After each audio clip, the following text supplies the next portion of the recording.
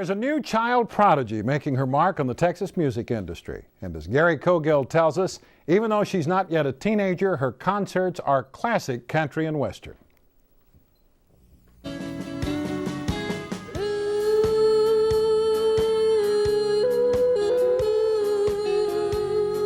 She's been compared to Patsy Cline, able to capture the heart, the soul, and the rhythm of a song like no one near her age.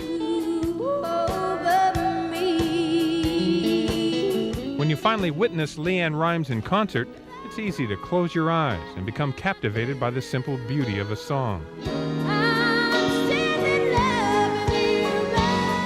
And if you listen close, it's hard to imagine that this strong, mature voice is resonating from a 12-year-old girl.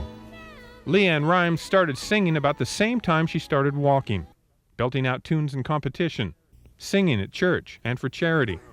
In person, what you discover is someone quite different from the adult voice heard on stage.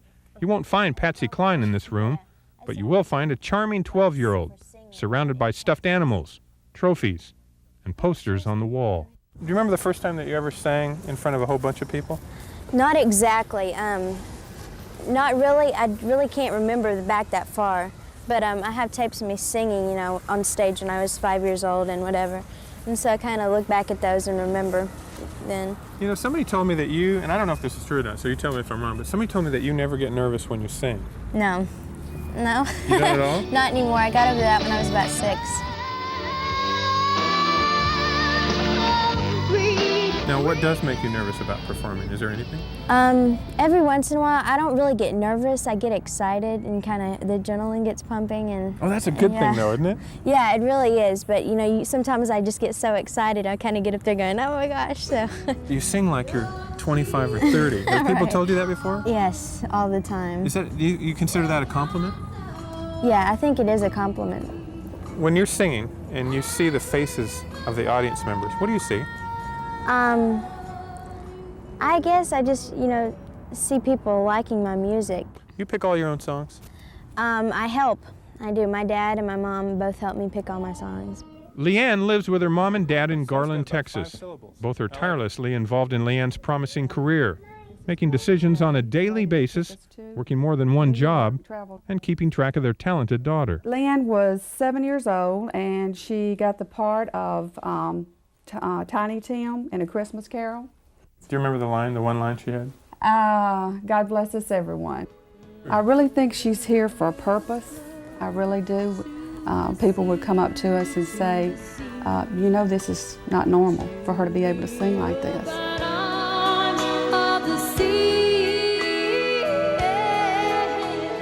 It is a God-given gift. She does touch hearts.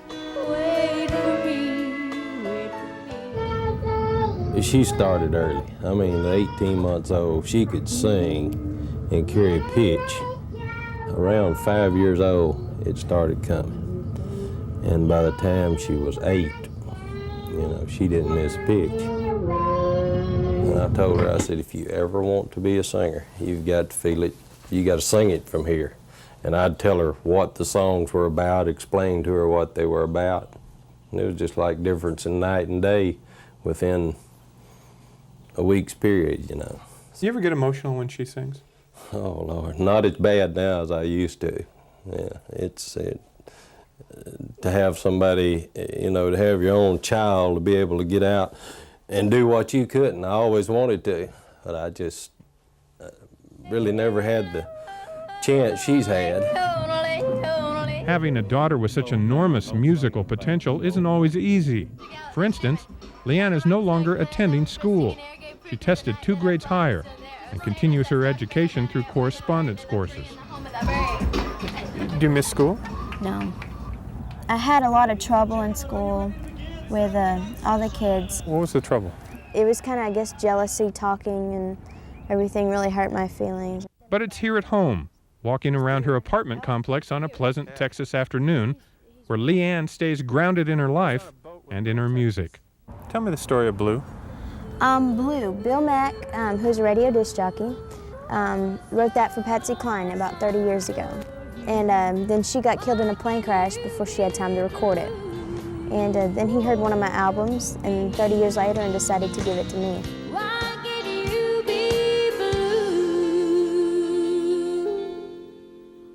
That's the right song for you, isn't it? Yeah, it really is. You get blue? You ever been blue? No, not too bad. Good. Thank you. LeAnn and her parents are in hot pursuit of her first recording contract. LeAnn does have an album currently available that the family produced on their own.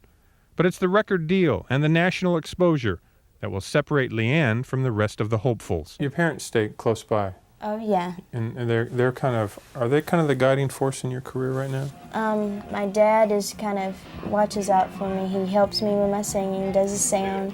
My mom does the hair, the clothes. They're just there, you know, for me when I need them.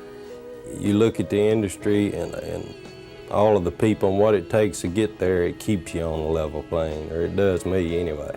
She is blessed. Yeah. I think she's blessed with a talent a good God, a good Lord give her, and it's just, you can't explain it, it's there.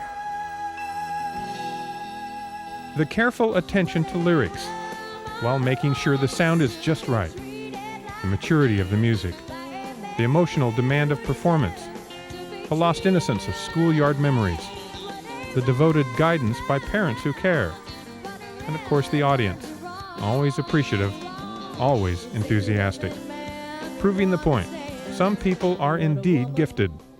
And in the case of LeAnn Rimes, the gift is truly remarkable.